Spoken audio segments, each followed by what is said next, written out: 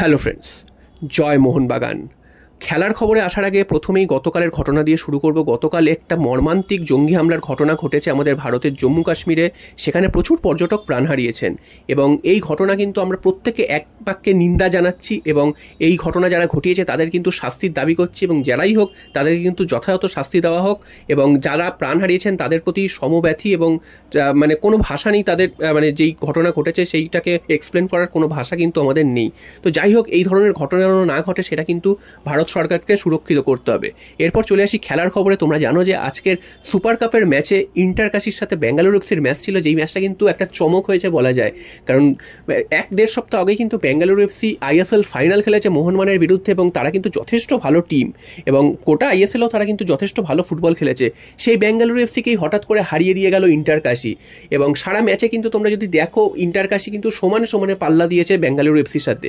যদিও বেঙ্গালুরু এফসি প্রথমে এগিয়ে গিয়েছিল ঠিকই, তবে ইন্টারকাশি কিন্তু ম্যাচের একদম 2 মিনিট আগে গোল শোধ করে 1-1 করে দেয় এবং তারপর কিন্তু ম্যাচ গোড়ায় টাইব্রেকারে কিন্তু ইন্টারকাশি 5টা গোলই 5টা শটই 5টা গোল করেছে এবং উল্টো দিকে বেঙ্গালুরু এফসির অ্যালবার্টো নোগেরা তিনি কিন্তু গোল মিস করেছেন, যার ফলে কিন্তু ইন্টারকাশি বেঙ্গালুরু এফসিকে হারিয়ে দেয় এবং একটা বড় সড়ো চমক ঘটায় এবং তারা কিন্তু দেখিয়ে দিল আই লিগের দলও আইএসএল এর দলকে হারাতে পারে।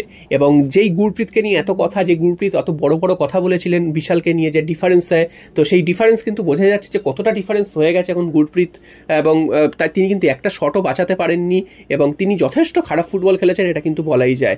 তো এটা কিন্তু একটা খুব ভালো মুভ বলা যায়, কারণ বেঙ্গালুরু এফসিকে হারিয়ে ইন্টারকাশি পরের রাউন্ডে গেছে, এটা কিন্তু খুবই দারুণ একটা খবর, এটা কিন্তু বলাই যায়।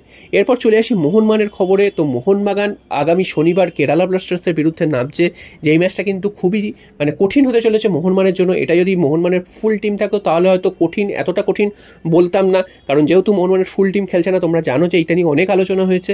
তো সেই জন্য মোহনবাগানের জন্য ম্যাচটা কঠিন হতে চলেছে। তবে মোহনবাগানের জন্য একটা কিন্তু ভালো দিক, যেটা হচ্ছে কেরালা ব্লাস্টার্সের অন্যতম সেরা স্ট্রাইকার অ্যাড্রিয়ান লুনা, তিনি কিন্তু প্র্যাকটিস করছেন না দলের সাথে। তার কিন্তু ইস্টবেঙ্গল ম্যাচে একটা চোট লেগেছিল, তাই এখনও অবধি তিনি কিন্তু দলের সাথে প্র্যাকটিস করছেন না। তবে এরকম যদি চলতে থাকে তাহলে কিন্তু তিনি মোহনবাগান ম্যাচে খেলতে পারবেন না, সেমনটাই কিন্তু জানা যাচ্ছে। যদি সেটা হয় তাহলে কিন্তু মোহনবাগান ডিফেন্সের ওপর একটু চাপটা কমবে। তবুও যারা রয়েছেন, অর্থাৎ নোয়া থেকে শুরু করে বাকি যারা রয়েছেন, তারা প্রত্যেকেই কিন্তু ভয়ঙ্কর, যে কোনো সময় কিন্তু খেলার মোড় ঘুরিয়ে দিতে পারেন। তাই জন্য মোহনবাগান ডিফেন্সকে খুবই সতর্ক থাকতে হবে এবং যেহেতু মোহনবাগান ডিফেন্সে সিনিয়র জুনিয়র মিলে সব প্লেয়াররা রয়েছেন, এখনও তাদের মধ্যে বন্ডিংটা কতটা তৈরি হয়েছে সেটাও একটা দেখার। তো সেটা নিয়ে কিন্তু ডিফেন্সকে কিন্তু ভাবতে হবে, কোনোভাবে যেন ম্যাচে গোল খাওয়া না চলে। যদি গোলটা না খেতে পারে, অন্তত ড্র রাখতে পারে, সেক্ষেত্রেও কিন্তু মোহনবাগান টাইব্রেকারে ম্যাচটা নিয়ে যেতে পারে। যদিও আমরা চাই না যে টাইব্রেকারে ম্যাচ দেখ, তার আগেই মোহনবাগান ম্যাচ জিতুক, সেটাই কিন্তু আমরা চাই। তবুও যেহেতু মোহনবাগান এরকম দল পাঠিয়েছে, তাই জন্য কিন্তু মোহনবাগান যে একেবারে গুড়িয়ে দেবে সেটা তো আমরা বলতে পারি না। তবে আমরা আশা করব আমাদের মোহনবাগান কিন্তু যথেষ্ট ভালো ফুটবল খেলবে এবং আমরা কিন্তু কেরালা